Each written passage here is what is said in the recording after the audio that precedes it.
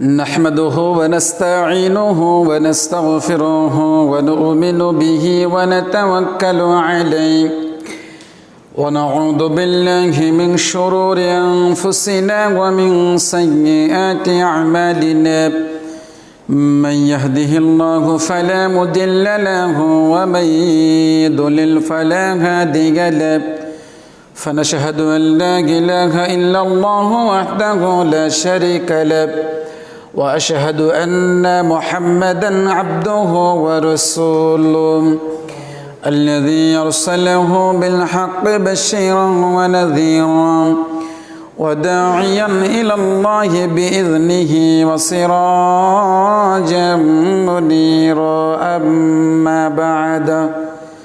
أما بعد فإن خير الحديث كتاب الله وخير الهدي هدي محمد صلى الله عليه وسلم وشر الأمور محدثاتها وكل محدثة بدعة وكل بدعة ضلالة وكل ضلالة في النار فقد قال الله تبارك وتعالى في قرآن المجيد والفرقانه الحميد أعوذ بالله من الشيطان الرجيم يا أيها الذين آمنوا إذا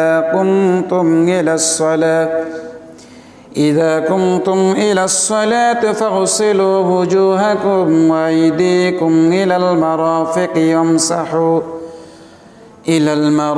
وامسحوا برؤوسكم وأرجلكم إلى الكعبين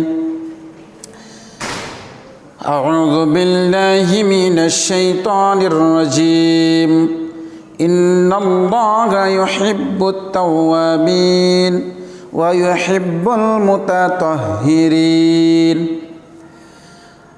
عن عثمان رضي الله تعالى عنه قال رسول الله صلى الله عليه وسلم من توضأ فأحسن الوضوء خرجت خطاياه من جسده حتى تخرج من تحت أظفاره متفق عليه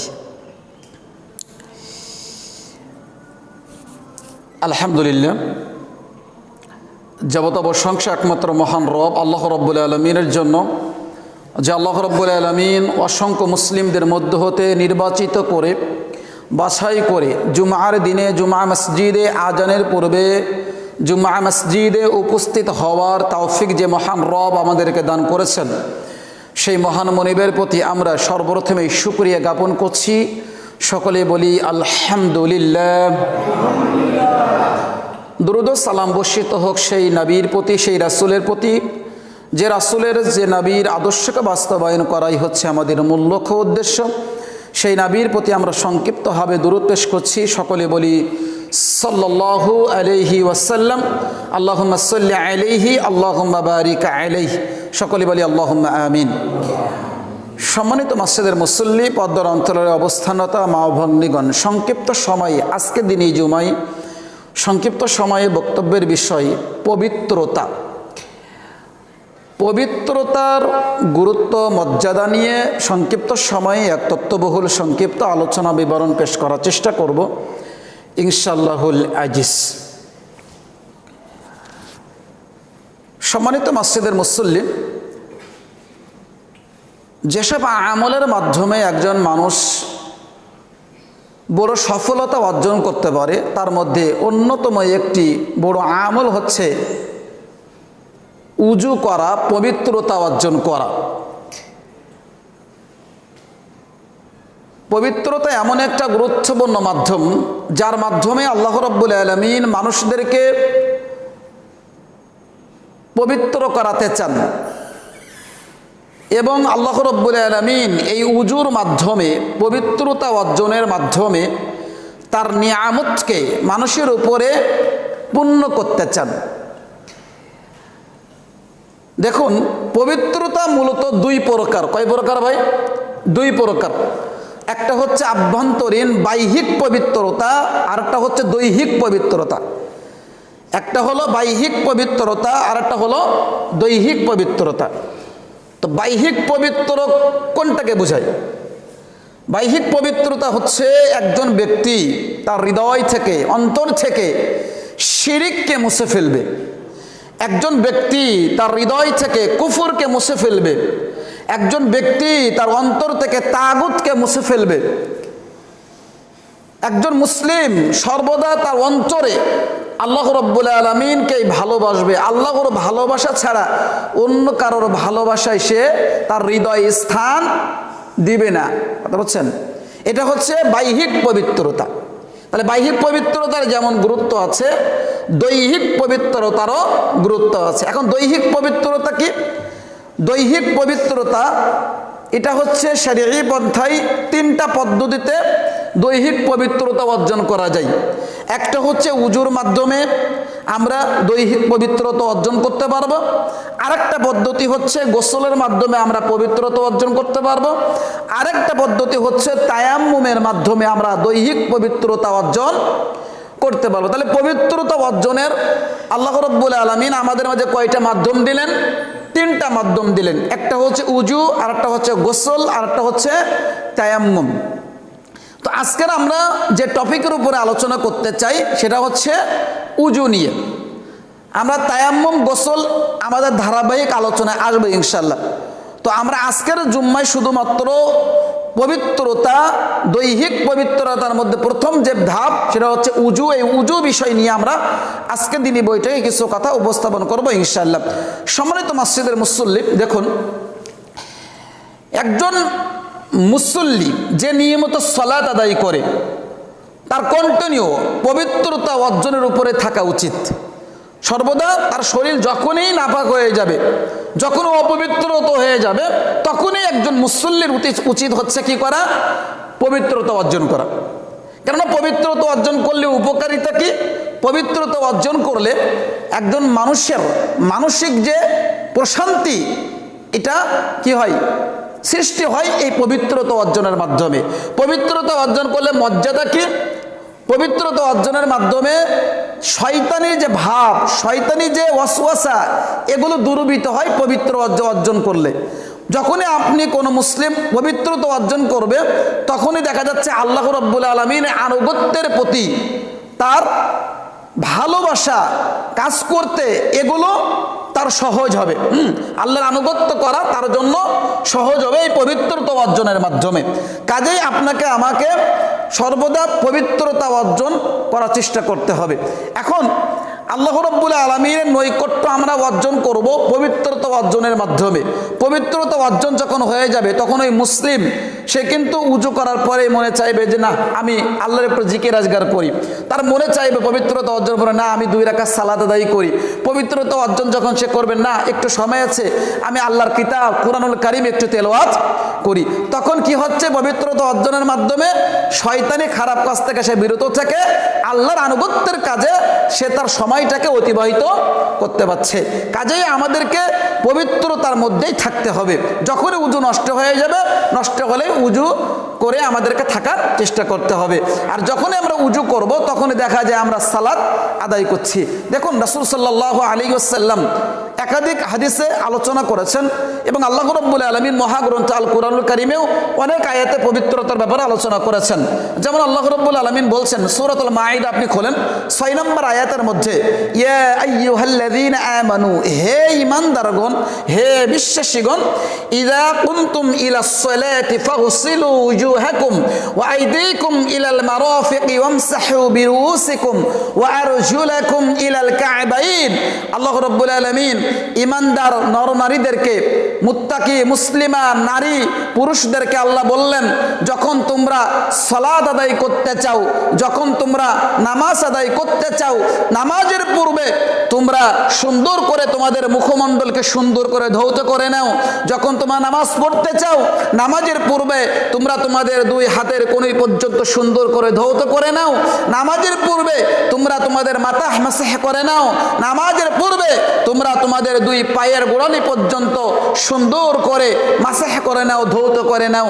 তাহলে একজন মুসলিম যখন সালাত আদায় করবে, সালাত আদায়ের পূর্বেই সে পবিত্রতা অর্জন করবে।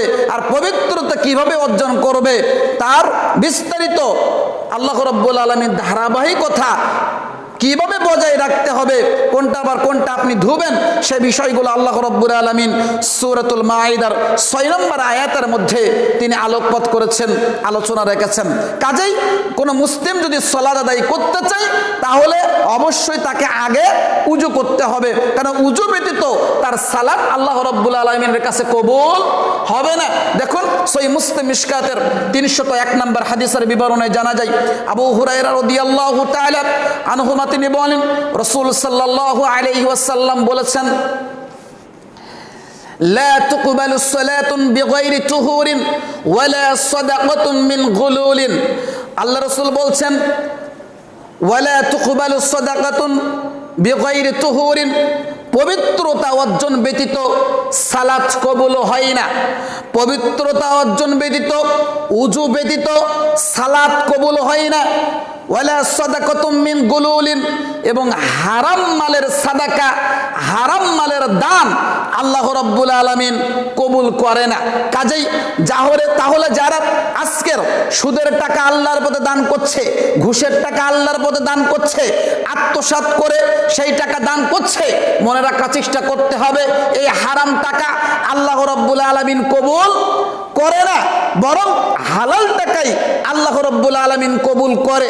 এবং এই হাদিসের প্রথম অংশে আল্লাহ রাসূল বললেন, ওয়ালা তুকবালু সাদাকাতুন বিগাইরি তুহুরিন, যে পবিত্রতা অর্জন ব্যতীত, উযু ব্যতীত কারোর সালাত কবুল হবে না। তাহলে আপনি সালাত আদায় করতে হলে আপনাকে উযু করে সালাত আদায় করতে হবে। দেখুন কেউ যদি সালাত আদায় করে কিন্তু তার উযু নেই, উযুবিহীন যদি কেউ সালাত আদায় করে তাহলে তার পরিণাম কতটা ভয়াবহ হবে এ সম্পর্কে আল্লাহর নবী সাল্লাল্লাহু আলাইহি ওয়াসাল্লাম সহিহ মুসলিম মিশকাতের ভিতরে আলোকপাত করেছেন, আলোচনা রেখেছেন। ইমাম আল্লাহ রাসূল সাল্লাল্লাহু আলাইহি ওয়াসাল্লাম সহিহ আত-তারগিব ওয়াত-তারহিবের 2234 নং হাদিসের ভিতরে তিনি বলছেন, ইবনে মাসউদ রাদিয়াল্লাহু তাআলা আনহুমা তিনি বলেন, রাসূল সাল্লাল্লাহু আলাইহি ওয়াসাল্লাম বলেছেন, আল্লাহ রাব্বুল আলামিন তার কোন এক বান্দাকে কবরের মধ্যে 100টা বেতা আঘাত করার জন্য ফেরেশতাদেরকে নির্দেশ দিবেন। তখন ওই বান্দা আল্লাহ রাব্বুল আলামিনের কাছে আকুত মিনতি করে তার শাস্তি কমানোর জন্য আবেদন করবে। বারবার এভাবে করে আবেদন নিবেদন করবে, আমি হে মহান রব আপনি আমার শাস্তি কমিয়ে দিন, হে মহান রব আপনি আমার শাস্তি কমিয়ে দিন, হে মহান রব আপনি আমার আযাব কমিয়ে দিন। এভাবে করে বারবার যখন আবেদন নিবেদন করতেই থাকছে, করার প্রেক্ষিতে সে শাস্তি কমতে কমতে 100 থেকে একটা মাত্র বেতা আঘাতের এসে পৌঁছে গেল। অর্থাৎ তার আবেদনের প্রেক্ষিতে 99টা বেতা আঘাত আল্লাহ রাব্বুল আলামিন তাকে মাফ করে দিলেন, শুধু একটা বেতা আঘাত রেখে দিলেন। ফেরেশতাদেরকে আল্লাহ বললেন, হে ফেরেশতারা তোমরা এই ব্যক্তিকে কবরে একটা বেতা আঘাত করো। ফেরেশতারা যখনই একটা বেতা আঘাত করলেন, বেতা আঘাত করার সাথে সাথে তার কবরটা আগুনে ভরে গেল। জোরে বলে নাউজুবিল্লাহ। তার কবরটা কি হলো? আগুনে দাউ দাউ করে জ্বলে উঠলো। যখন সে বেহুশ হয়ে গেল, হুশ যখন ফিরে আসলো, হুশ ফেরা পরে সে বলছে, হে রব আমাকে কেন এই শাস্তি দেওয়া হচ্ছে, আমার অপরাধী কি? আল্লাহ রাব্বুল আলামিন বলছেন, শোনো তুমি এক ওয়াক্ত সালাত বিনা উযুতে তুমি আদায় করেছিলে, শোনো তুমি এক ওয়াক্ত সালাত তুমি বিনা উযুতে আদায় করেছিলে, এবং তুমি একজন মাজলুম ব্যক্তি যে তার পাশ দিয়ে তুমি যাচ্ছিলে, কিন্তু ওই মাজলুম ব্যক্তিকে তুমি সাহায্য সহযোগিতা তুমি করনি। কাজেই আজকে তোমাকে এই 2টা কারণে কবরের মধ্যে এই বেতা আঘাত করা হচ্ছে। সম্মানিত মসজিদের মুসল্লি, তাহলে আপনি চিন্তা করেন, শুধুমাত্র এক ওয়াক্ত সালাত সে বিনা উযুতে আদায় করেছে, তার জন্য আল্লাহ রাব্বুল আলামিন 100 বেতা আঘাতের প্রস্তুত করে রেখেছেন শাস্তি হিসাবে। সেটা আবেদন করেছে কমানোর জন্য, কমাতে কমাতে একটা বেতা আঘাত তারপর ছিল, এটা 100 বেতা আঘাতের মধ্যে একটা যখন এসে পৌঁছালো, ওই একটা বেতা আঘাত করার প্রেক্ষিতেই তার কবর পরিপূর্ণ আগুনে ভরে গেল, তাহলে আপনি চিন্তা করেন যদি 100টা বেতে আঘাত করা হতো তাহলে তার পরিস্থিতিটা কতটা জটিল হতে পারত। সম্মানিত উপস্থিতি, তাহলে এই হাদিসের আলোকে উজুর যে গুরুত্ব, উজুর যে তাৎপর্য, এটা কিন্তু এই হাদিসের আলোকে ফুটে উঠেছে। এখন কথা হচ্ছে, আমরা যদি উজু করি, উজু করলেই কি আমরা পরিত্রাণ পাবো? বিষয়টি এমন নয়, বরং উজু করতে হবে। সেই উজুটা আবার রাসূল সাল্লাল্লাহু আলাইহি ওয়াসাল্লামের পদ্ধতির আলোকে করতে হবে। দেখুন সিলসিলা সহিহ গ্রন্থের 646 নম্বর হাদিসের বিবরণে জানা যায়, আল্লাহর নবী সাল্লাল্লাহু আলাইহি ওয়াসাল্লাম বলছেন, সালাতের সওয়াব, সালাতের নেকি, নামাজের নেকি 3টা ভাগে বিভক্ত। কয়টা ভাগে ভাই? 3টা ভাগে বিভক্ত। 1 পবিত্রতা অর্জনের মাধ্যমে, 2 রুকুর মাধ্যমে, 3 সেজদার মাধ্যমে। পবিত্রতায় যদি ত্রুটি থেকে যায় তাহলে আপনার সালাত কবুল হবে না। রুকুই যদি ত্রুটি থেকে যায় আপনার সালাত কবুল হবে না। সেজদায় যদি ত্রুটি থেকে যায় আপনার সালাত কবুল হবে না।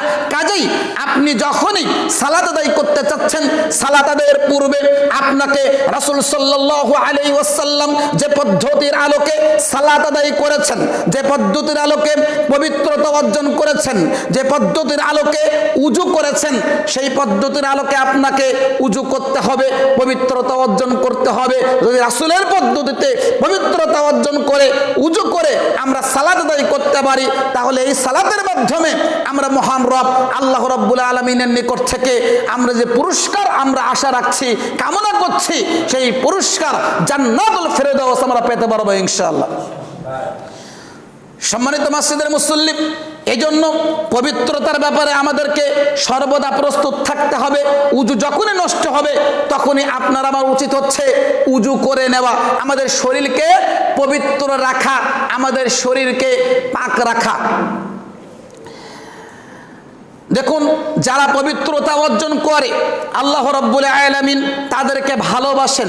প্রমাণ সূরাতুল বাকারা 222 নম্বর আয়াত আপনি দেখেন, আল্লাহ রাব্বুল আলামিনের ঘোষণা, ইন্নাল্লাহা ইউহিব্বুত তাওয়াবিন ওয়া ইউহিব্বুল মুতাতাহহিরিন।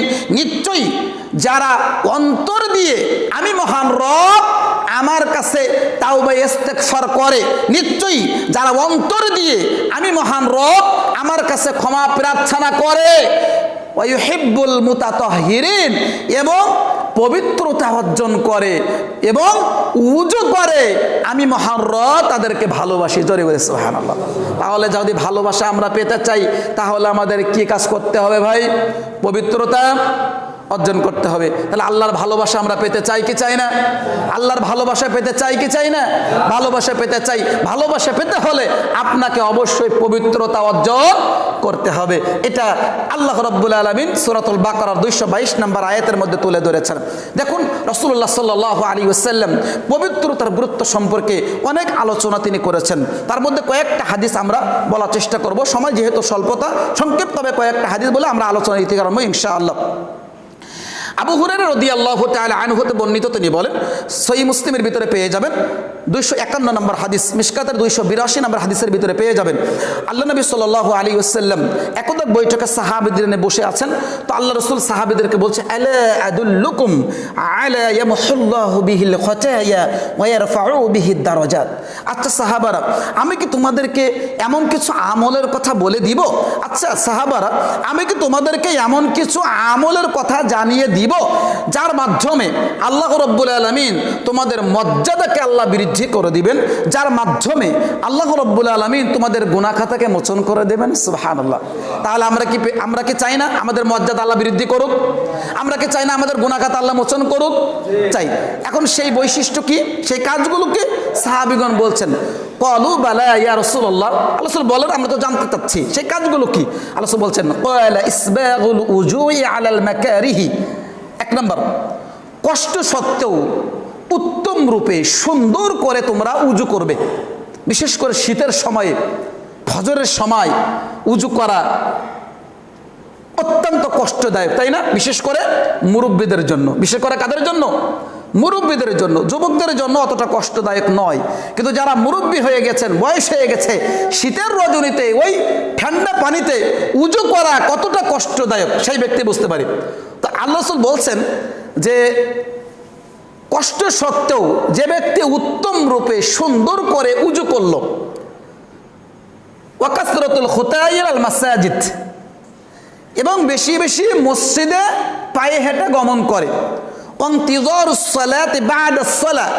এবং এক সালাত আদায়ের পরে অপর সালাত আদায়ের জন্য প্রতীক্ষমান থাকে। ফজরের সালাত আদায় করেছে, কখন আমি জোহরের সালাত আদায় করব, এটা প্রতীক্ষমান থাকছে। না জেনে আবার জোহরের সালাত কাজা হয়। জোহরের সালাত আদায় করেছে, আসরের সালাত আদায় করার জন্য তার মন স্থির স্থির করে, হ্যাঁ, আনচান আনচান করে, কখন আমার আসরের সালাত আদায় করব, কখন আমি মাগরিবের সালাত আদায় করব, কখন আমি ইশার সালাত আদায় করব। মানে এক সালাত আদায় করেছে, অপর সালাত আদায় করার জন্য সে প্রতীক্ষমান থাকছে, অন্ততঃ সর্বদা মসজিদের সাথে সম্পৃক্ত থাকছে। আল্লাহ রাসূল বলছেন ফাযালিকুমুর রিবাত, এইগুলোই হচ্ছে রিবাত বা প্রস্তুতি। জোরে বলি সুবহানাল্লাহ। একজন মুজাহিদ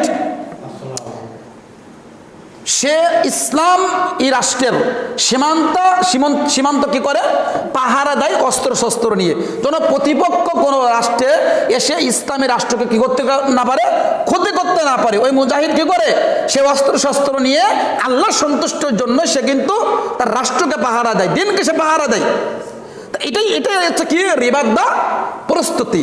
তা আলোচনা এটাই বলছেন, কেউ যখন আল্লাহর সন্তুষ্টি পাওয়ার জন্য উত্তম উজু করে পায়ে হেঁটে মসজিদে আসে এবং এক সালাতের পর অপর সালাতের জন্য প্রতীক্ষমান থাকে, এই কাজের মাধ্যমে আল্লাহ রাব্বুল আলামিন তার মর্যাদাকে আল্লাহ বৃদ্ধি করে দেয়, তার গুনাহ খাতাকে আল্লাহ মোচন করে দেয়। সুবহানাল্লাহ। আব্দুল্লাহ ইবনে আব্বাস রাদিয়াল্লাহু তাআলা আনহু হতে বর্ণিত, তিনি বলেন, সহিহ তিরমিজির 3233 নম্বর হাদিসের ভিতরে পেয়ে যাবেন, আল্লাহ নবী সাল্লাল্লাহু আলাইহি ওয়াসাল্লাম বলছেন, আমি একদা একদিন রাত্রিতে মহান রব আল্লাহ সুবহানাহু ওয়া তাআলাকে অতি উত্তম পন্থায় আমি স্বপ্নে দেখলাম। সুবহানাল্লাহ। আল্লাহ রাসূল কাকে স্বপ্ন দেখলেন? মহান রব আল্লাহকে স্বপ্ন দেখলেন। বলছেন আমি মহান রব আল্লাহ রাব্বুল আলামিনকে অতি উত্তম পন্থায় স্বপ্নে দেখলাম। আমি স্বপ্নে দেখছি মহান রব আমাকে বলছেন, এই মুহাম্মদ সাল্লাল্লাহু আলাইহি ওয়াসাল্লাম, আপনি শোনেন, আচ্ছা আপনি বলেন তো, আসমানে যে সকল উচ্চ মর্যাদা সম্পন্ন ফেরেশতা মণ্ডলী আছেন, তারা কি নিয়ে তর্ক বিতর্ক করছে একে অপরের মাঝে, একটু বলেন তো। তো আল্লাহ বলছে, আল্লাহ নবী তখন বলছে আল্লাহকে, আল্লাহ আমি তো জানি না কি নিয়ে ফেরেশতারা তর্ক বিতর্ক করছে, এটা আমি জানি না। আল্লাহ রাব্বুল আলামিন তখন রাসূলুল্লাহ সাল্লাল্লাহু আলাইহি ওয়াসাল্লামের দুই কাঁধের উপরে, কাঁধের মাঝ বরাবর দুই হাত রাখলেন, যার প্রেক্ষিতে আল্লাহ নবী বলছেন, আমার এই কণ্ঠনালী থেকে আমি শীতলতা অনুভব করলাম। সুবহানাল্লাহ। আমি শীতলতা অনুভব করলাম।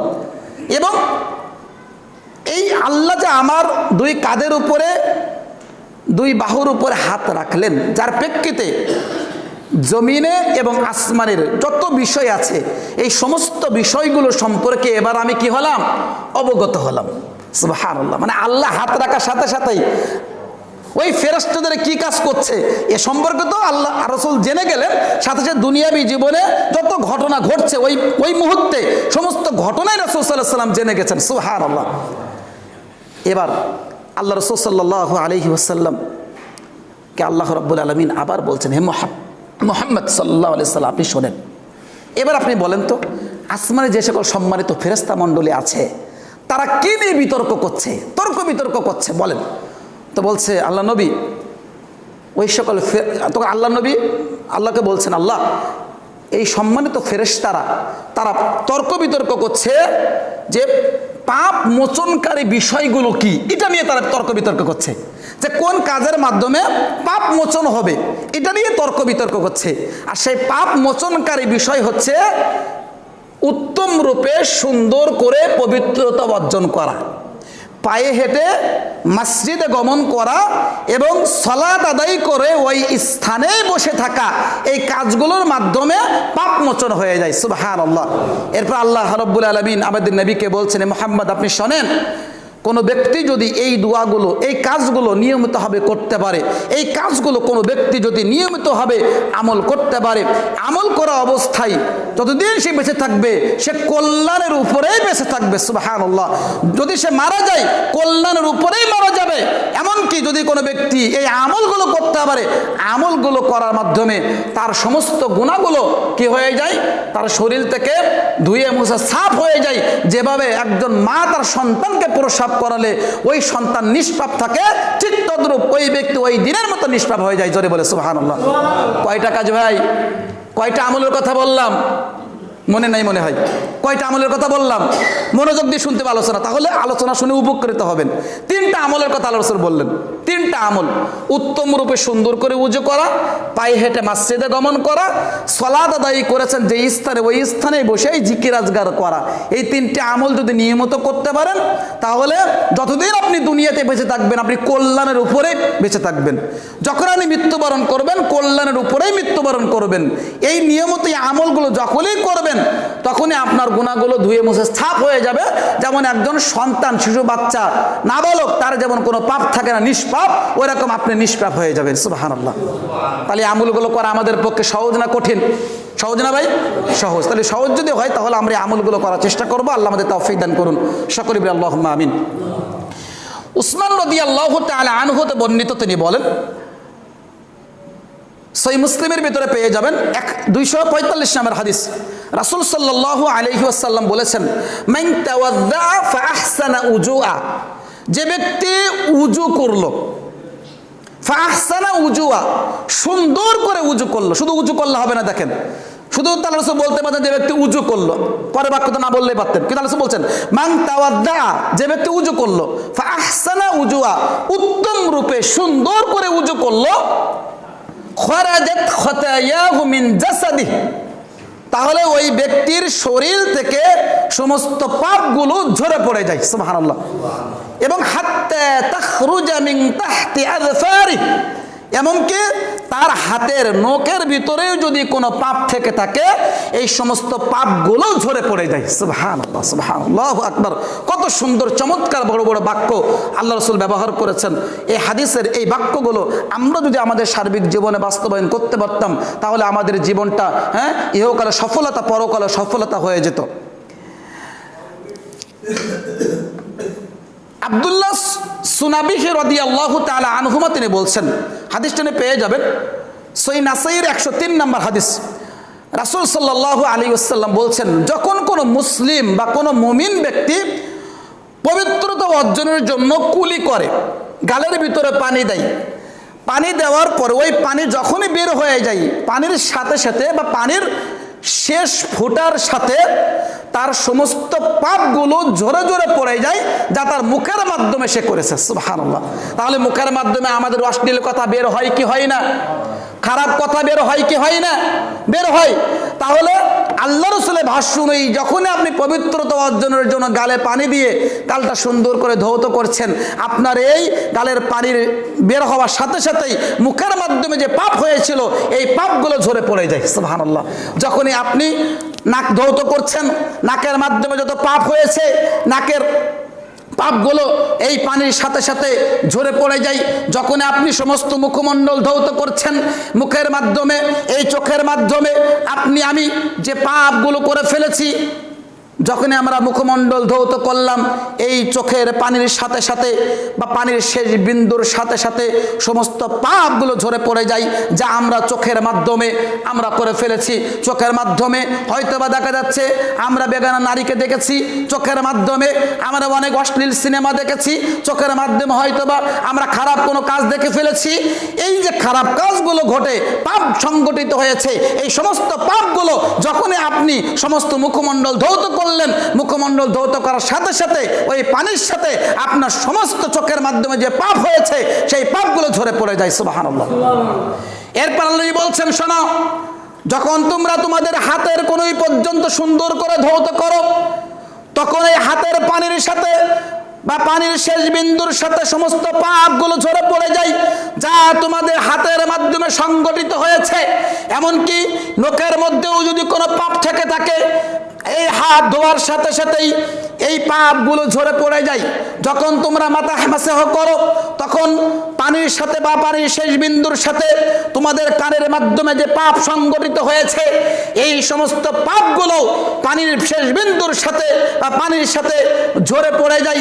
এরপর আল্লাহ রাসূল শেষ বাক্যে বললেন, যখন তোমরা তোমাদের পা ধৌত করো এই পায়ের মাধ্যমে যদি তোমরা কোনো পাপ সংগঠিত করে থাকো এই পা ধৌত করার সাথে সাথেই তোমাদের সমস্ত পাপগুলো ওই পায়ের পানির সাথে সাথে ঝরে পড়ে যায়। জোরে বলি সুবহানাল্লাহ।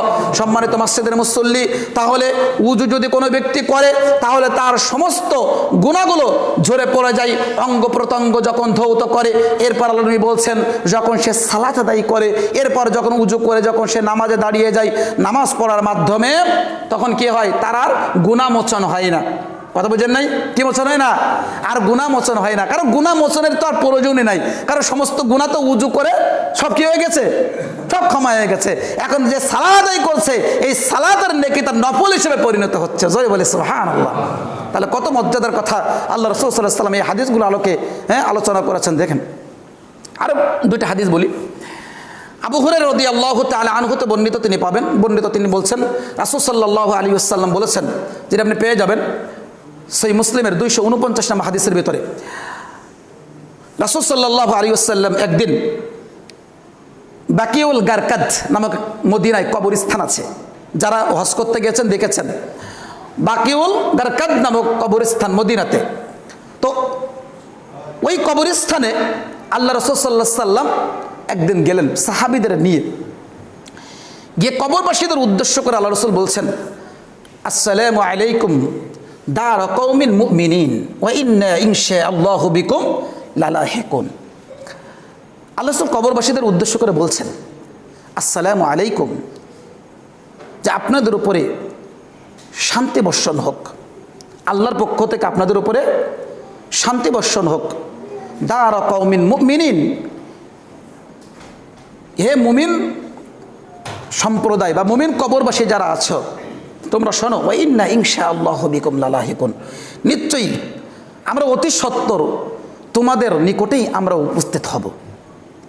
একটা বিষয় মনে রাখবেন, মাঝে মধ্যে কবর জিয়ারত করতে যাবেন, অন্তর যদি শক্ত লাগে, অন্তর যদি অত্যন্ত কঠিন হয়ে যায়, একটু কবরস্থানে যাবেন, বাপ মার জন্য একটু দোয়া করবেন। কবরস্থানে গেলে অন্তত অন্তরটা কি হবে, নরম হবে। ভাই এই যে বাহাদুরি আছে না, বাহাদুরের 4 পয়সা আল্লাহর কাছে কি নাই, মূল্য নাই। আজকে না হোক কালকে আপনাকে আমাকে এই পৃথিবীর মায়া ত্যাগ করে একদিন না একদিন বিদায় নিতে হবে। ফিরাউন কি শক্তিশালী লোক ছিল না, ক্ষমতাশীল ছিল না? ফিরাউন কি থাকতে পেরেছে দুনিয়াতে? কামান থাকতে পেরেছে? হামান থাকতে পেরেছে? পারে নাই তো, কেউ পারে নাই। তারা তো অনেক ক্ষমতাশীল, জালেম। তা আমরা যতই জুলুমবাজি করি না কেন, মানুষের উপরে অন্যায় অত্যাচার করি না কেন, একদিন না একদিন কিন্তু আপনাকে আমাকে ওই মাটির নিচেই যেতে হবে। এই জিনিসটা সব স্মরণ রাখবেন। মাঝে মাঝে কবরস্থানে যাবেন, কবরে জিয়ারত করবেন। আল্লাহ রাসূল কবরস্থানে গিয়ে বলছেন, ওয়া ইন্না ইনশাআল্লাহু বিকুম লালাহিকুন, হে কবরবাসী শোনো, আমরাও তোমাদের সাথে খুব অতি সত্বর মিলিত হব। আমরাও একদিন কি হব, এই কবরে আসবো, আমরা মারা যাব। এরপর আল্লাহ রাসূল বলছেন, আমার আকাঙ্ক্ষা হয় যে আমি আমার ভাইদের সাথে যেন কিয়ামতের মাঠে আমার জন্য দেখা হয়। তা সাহাবীগণ বলছে, আল্লাহ নবী ভাই বলতে আপনি কাদেরকে বোঝাচ্ছেন? ভাই বলতে আপনি কাদেরকে বোঝাচ্ছেন? আমরা তো আপনার ভাই। আল্লাহ রাসূল বলছেন, সাহাবেরা শোনো, না তোমরা আমার ভাই নও, তোমরা হচ্ছে আমার সাথী। তোমরা আমার কি সাথী? বরং ভাই হচ্ছে তারাই, আমার ভাই হচ্ছে তারাই যারা এখনো এই দুনিয়াতে আসে নাই, আমি তাদেরকে এখনো দেখি নাই, তারা হচ্ছে আমার ভাই। তাহলে আল্লাহ রাসূল কাদেরকে উদ্দেশ্য করে বললেন এই কথাটা? আমাদেরকে উদ্দেশ্য করে বললেন। কথা বোঝেন নাই? তো আল্লাহ রাসূল বলছেন যে তারাই হচ্ছে আমার ভাই, যাদেরকে আমি এখনো দেখিনি, দুনিয়াতে এখনো আসেনি। তা সাহাবীগণ প্রশ্ন করলেন, আল্লাহ রাসূল আপনি তাদেরকে দেখেন নাই, তারা দুনিয়াতে এখনো আসে নাই, তাহলে কিয়ামতের দিন আপনি তাদেরকে চিনবেন কিভাবে? তারা যে আপনার ভাই আপনি চিনবেন কিভাবে? আল্লাহ রাসূল বলছে, আচ্ছা তোমাদের যদি কুচকুচে কয়েকটা ঘোড়ার পাল থাকে, কয়েকটা ঘোড়া থাকে, ওই ঘোড়ার মধ্যে, ওই ঘোড়ার পালের মধ্যে একটা সুন্দর কপাল সাদা বা পেট সাদা বা পাগুলো সাদা, এরকম একটা ঘোড়া যদি ওই কুচকুচে কালো ঘোড়ার পালের মধ্যে যদি ছেড়ে দেওয়া হয়, তোমরা কি তোমাদের ওই ঘোড়াটিকে চিনে নিতে পারবে না? সাহাবীগণ বলছেন, আল্লাহ নবী অবশ্যই আমরা চিনে নিতে পারবো, কালো ঘোড়ার মধ্যে সাদা ঘোড়া, এটা তো অবশ্যই চেনা যাবে। আল্লাহ রাসূল বলছেন, সাহাবারা শোনো, ঠিক তদ্রূপ আমি আমার ভাইদেরকেও কাল কিয়ামতের মাঠে আমি চিনতে পারবো কিভাবে? সে যে দুনিয়াতে উজু করেছে, পবিত্রতা অর্জন করেছে, এই পবিত্রতা অর্জন করার কারণে তার শরীরের এই অঙ্গ প্রত্যঙ্গগুলো এভাবে করে উজ্জ্বল হতে থাকবে, সাদা হয়ে যাবে। জোরে বলে সুবহানাল্লাহ। এভাবে করে জ্বলতে থাকবে, উজ্জ্বল হয়ে যাবে যে অঙ্গগুলো আপনি ধৌত করেছেন, উজু করেছেন। তখন এটা দেখে আমি আমার উম্মতদেরকে, ভাইদেরকে আমি কি করব? চিনতে পারবো। এবং আমি হাউজে কাউসারের কাছে উপস্থিত থাকব। আমার ওই সকল ভাইয়েরা যখন আসবে এই হাউজে কাউসারের পানির কাছে, আমি তাদেরকে পানি পান করে মেহমানদারি করবো। জোরে বলি সুবহানাল্লাহ, আল্লাহু আকবার। আপনি চিন্তা করেছেন ভাই, তাহলে হাউজে কাউসারের পানি যদি পেতে হয় তাহলে আপনি কি করতে হবে ভাই? পবিত্রতা অর্জন করতে হবে। যদি আপনি চান আপনার শরীর উজ্জ্বল হোক, আপনি যদি চান আপনার শরীর ধবধবে সাদা হোক, তাহলে আপনাকে কি করতে হবে? পবিত্রতা অর্জন করতে হবে। উজুর সাথে আপনাকে সর্বদা সম্পৃক্ত থাকতে হবে। উজু নষ্ট হয়ে গেলে সাথে সাথে আবার কি করে নিতে হবে? উজু করতে হবে। শরীরকে সর্বদা পাক রাখার চেষ্টা করবেন ইনশাআল্লাহ। আবু হুরায়রা রাদিয়াল্লাহু তাআলা আনহু হতে বর্ণিত, তিনি বলেন রাসূল সাল্লাল্লাহু আলাইহি ওয়াসাল্লাম বলেছেন, সহিহুল বুখারীর 647 এবং সহিহ মুসলিমের 649 নম্বর হাদিসের ভিতরে পেয়ে যাবেন। আল্লাহ রাসূল সাল্লাল্লাহু আলাইহি ওয়াসাল্লাম বলছেন, যে ব্যক্তি জামাতে সালাত আদায় করে, যে ব্যক্তি কি করে? জামাতে সালাত আদায় করে, জামাতে নামাজ আদায় করে, ওই ব্যক্তি মর্যাদা বা ওই ব্যক্তির নেকি যারা একাকী বাড়িতে সালাত আদায় করে বা বাজারে সালাত আদায় করে, তাদের চেয়েও যে জামাত এসে সালাত আদায় করলো তার নেকি হচ্ছে 25 গুণ। কত গুণ? 25 গুণ। আমরা বিভিন্ন অজুহাত দেই, মসজিদে আমরা আসতেই চাই না, আমরা বাড়িতে সালাত আদায় করতে চাই, তাই শরীর ভালো না, মানে বিভিন্ন অজুহাত আমরা খুঁজি। অথচ আল্লাহ রসুলের কাছে একজন অন্ধ সাহাবী শুধু সালাতের বাড়িতে সালাতের অনুমতি চাইলেন, আল্লাহ রসুল তাকে অনুমতিই দিলেন না। প্রথম অনুমতি দিয়েছিলেন, পরে বলছে তুমি কি আজান শুনতে পাও? বলছে হ্যাঁ আল্লাহ রসুল। বলছে তাহলে তুমি তোমার বাড়ির সাথে কি করো, আজ মসজিদের সাথে একটা রশি টানিয়ে দাও, ওই রশি ধরে তুমি আসবে। আপনি আমি সুস্থ সবল, চোখ ভালো, কান ভালো, মুখ ভালো, দাঁত ভালো, হ্যাঁ পা ভালো, সব ভালো আমার, কিন্তু আমরা শুধু অজুহাত দেই। কিন্তু অজুহাত দিয়ে তো পরকালে ভাই টিকে থাকা যাবে না। 5 ওয়াক্ত সালাত মসজিদে এসে জামাতের সাথে আদায় করবেন, তাহলে আপনি যেমন একাকী সালাত আদায়ের চেয়ে জামাতে এসে সালাত আদায় করার কারণে কত গুণ নেকি বেশি পেলেন? 25 গুণ নেকি বেশি পেলেন। অন্য একটা রেওয়াতে আসতে 27 গুণ নেকি বেশি। কথা বলছেন? এবার রাসূল বলছেন যে কথা আমরা বলতে চাচ্ছি, এবার দেখেন মূল কথাটাই আসি। আল্লাহ রাসূল বলছেন, যে ব্যক্তি সুন্দর করে উজু করলো, পবিত্রতা অর্জন করলো, সুন্দর করে পবিত্রতা অর্জন করে পায়ে হেঁটে যখন এসে মসজিদে আসছে নামাজ আদায়ের জন্য, প্রত্যেকটি পদক্ষেপের বিনিময়ে একটি করে গুনাহ আল্লাহ রাব্বুল আলামিন মোচন করে দেয়। সুবহানাল্লাহ। একটি করে মর্যাদা আল্লাহ রাব্বুল আলামিন বৃদ্ধি করে দেয়।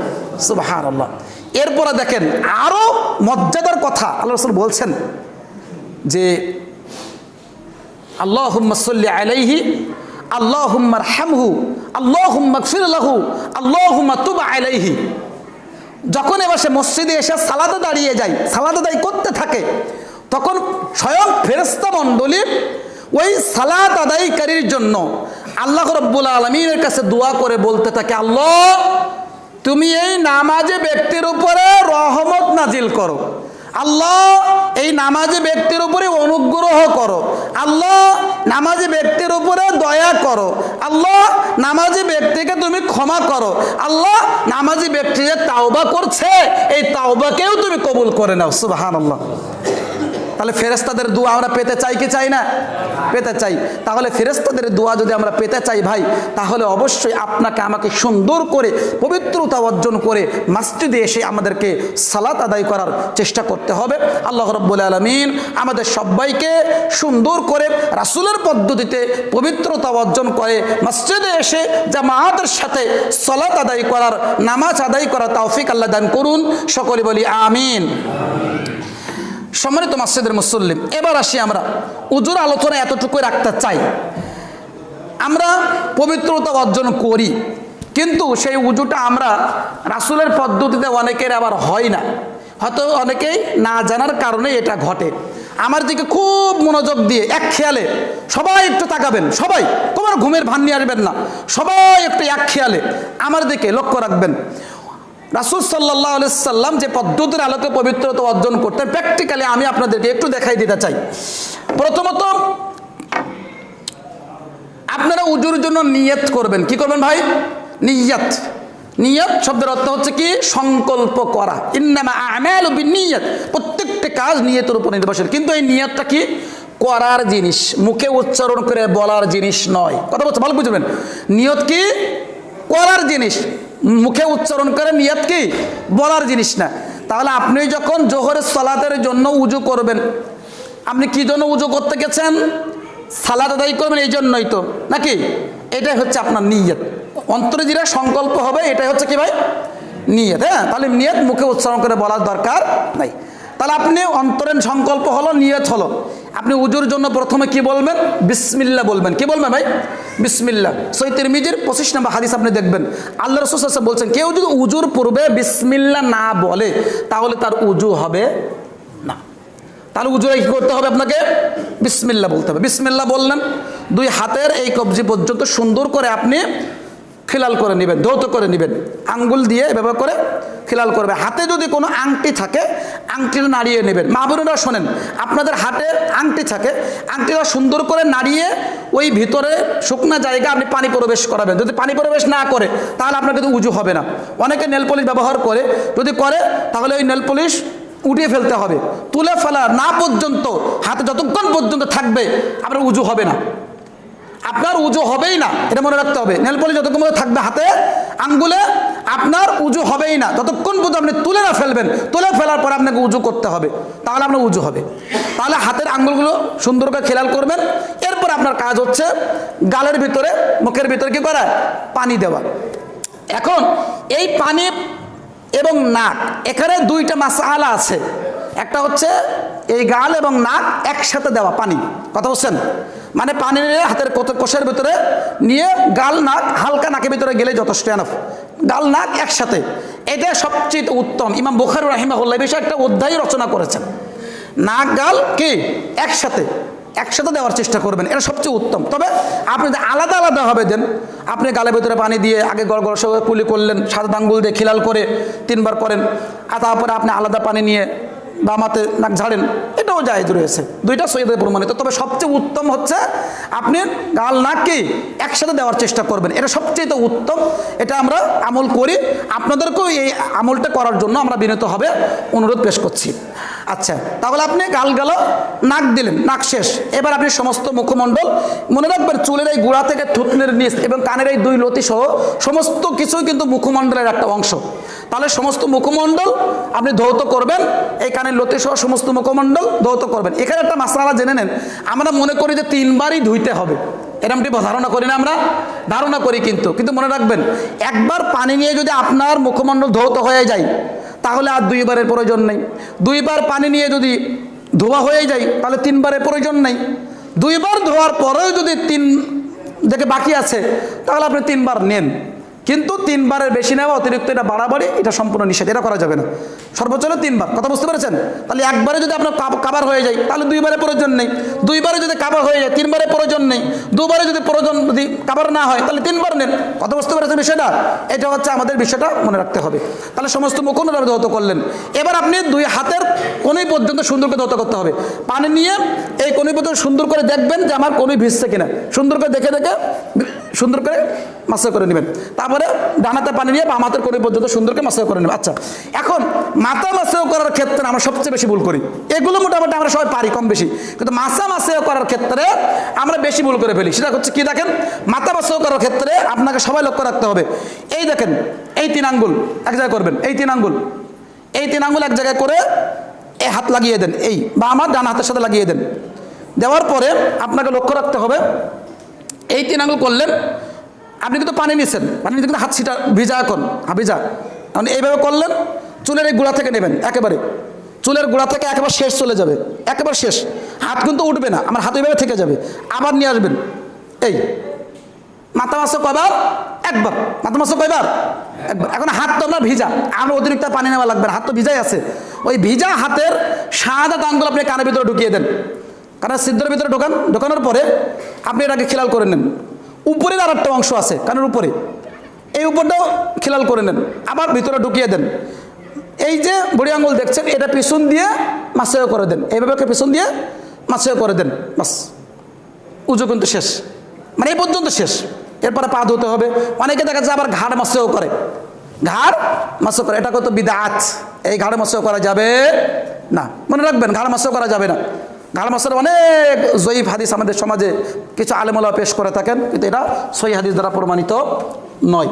এটা থেকে আমাদেরকে বেরিয়ে আসতে হবে। সম্মানিত উপস্থিতি, এরপরে আমাদের ডান পা আপনি ধৌত করবেন। পা ধৌত করার সময় এখানে আরেকটা ভুল করি আমরা, পা ধৌত করার সময় আমরা ডান হাত ব্যবহার করি, দুই পায়ে আমরা কি করি, ডান হাত ব্যবহার করি, কিন্তু না, ডান হাত ব্যবহার করাই যাবে না, দুই পায়ে আপনাকে বাম হাত ব্যবহার করতে হবে। আর এই প্রথমত ডান হাত মানে বাম, যখন ডান পা ধৌত করবেন বাম পা দিয়ে ধৌত করবেন, বাম হাত দিয়ে ধৌত করবেন। আবার যখন বাম পা ধৌত করবেন তখন আপনি আবার বাম হাত দিয়ে কি করবেন, ধৌত করবেন। কথা বুঝতে পেরেছেন? আঙ্গুলের খিলালগুলো এই কনিষ্ঠ আঙ্গুল দিয়ে এটা কি করবেন, এই আঙ্গুল দিয়ে আপনি আঙ্গুলের ছিদ্রগুলো ফাঁকাগুলো খিলাল করে নেবেন। এভাবে ডান পা বাম পা সুন্দর করে ধৌত করলেন। ধৌত করার পরে এবার আপনি লজ্জাস্থান বরাবর হালকা পানি নিয়ে লজ্জাস্থান বরাবর ছিটিয়ে দিবেন। এটা কেন দিবেন? কারণ আপনার অজান্তে অনেক ক্ষেত্রে পেশাবের ছিটা আপনার শরীরে কাপড় এসে লাগতে পারে, এটা আমরা জানি না। এটাকে পবিত্রত করে দেবে। এটা কয়বার করবেন? একবার, দুইবার না তিনবার, এরকম কোনো বর্ণনা পাওয়া যায় না। তবে আপনি শুধু লজ্জাস্থানে পানি ছিটাই দিলেই আপনাদের যথেষ্ট হয়ে যাবে ইনশাল্লাহ। কিন্তু আমরা যে ভুলটা করে আমাদের সমাজে দেখা যায়, অনেক মুরব্বী আছে, অনেক ব্যক্তি আছে, এই পেশাব ফেরার পরে কি করে, হাঁটাহাঁটি করে, কুলুপ নিয়ে নাচানাচি করে, কাশাকাশি করে। আস্তাগফিরুল্লাহ, আস্তাগফিরুল্লাহ। এই যে কত বড় জাহিলিয়াত, কত বড় ঘৃণিত কাজ এটা। এটার জন্য অনেকে বলে যে পেশাব ফেরার পরে পেশাবের ছিটা আমার চলে আসে। এটার সমাধান তো ইসলাম দিয়েই দিয়েছে, এটা হবে বিদায় তো আর লজ্জাস্থান বরাবর উজুর পরে লজ্জাস্থান বরাবর পানি ছিটিয়ে দিবেন, এটাই তো পবিত্র করে দিবে। তাহলে ওই কুলুপ নিয়ে তো 40 কদম হাঁটাহাঁটি করার, হ্যাঁ, কাশাকাশি করার কোনো দরকার নাই। এ সকল জাহিলিয়াত থেকে আমাদের বেরিয়ে আসতে হবে। আল্লাহ আমাদের তৌফিক দান করুন, আল্লাহুম্মা আমিন। এন্ড উজু যখন শেষ, উজু করার পরে এবার আপনি বলবেন, সহিহ মুসলিম 234 নম্বর হাদিস, আল্লাহ রাসূল সাল্লাল্লাহু আলাইহি ওয়াসাল্লাম বলছেন, কেউ যদি উজু করার পরে বলে আশহাদু আল্লা ইলাহা ইল্লাল্লাহু ওয়া আশহাদু আন্না মুহাম্মাদান আবদুহু ওয়া রাসূলুহু, এবার আমি সাক্ষ্য দিচ্ছি মহান রব আল্লাহ ছাড়া সত্য প্রকৃত কোনো হক মাবুদ নেই, হক কোনো ইলাহ নেই, আর সাক্ষ্য দিচ্ছি মুহাম্মদ সাল্লাল্লাহু আলাইহি ওয়াসাল্লাম আল্লাহর প্রেরিত বান্দা এবং রাসূল। কেউ যদি এটা বলে তাহলে জান্নাতের যে 8টা দরজা রয়েছে, 8টা দরজাই তার জন্য উন্মুক্ত করে দেওয়া হবে, জোরে বলে সুবহানাল্লাহ। এবং যে কোনো দরজা দিয়ে সে জান্নাতের বিষয়ে প্রবেশ করতে পারবে, সুবহানাল্লাহ।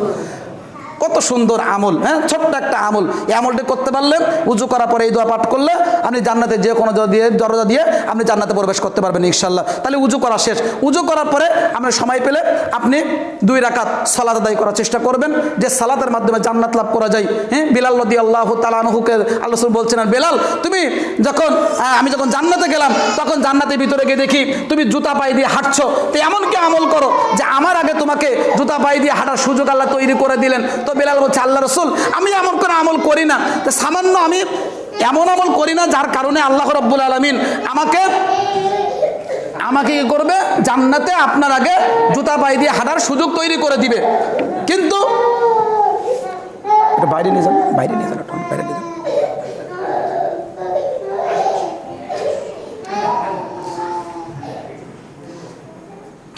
বেলাল বলছে, আল্লাহ রাসূল আমি তো এমন কোনো আমল করি না যার কারণে আল্লাহ আমাকে আপনার আগে জান্নাতে জুতা পায়ে দিয়ে হাঁটার সুযোগ করে দিবেন। তো কিছুক্ষণ পরে বলছে আল্লাহ রাসূল, হ্যাঁ আমি একটা আমল করি, সেটা কি, যখনই আমার উজু নষ্ট হয়ে যায়, যখন আমি উজু করি তখনই উজু করে আমি 2 রাকাত সালাত আদায় করি। তখন আল্লাহ রাসূল বলছে, বেলাল বুঝেছি, এজন্যই আল্লাহ রাব্বুল আলামিন আমার আগেই তোমাকে জান্নাতের ভিতরে জুতা পায়ে দিয়ে হাঁটার সুযোগ তৈরি করে দিয়েছেন, সুবহানাল্লাহ।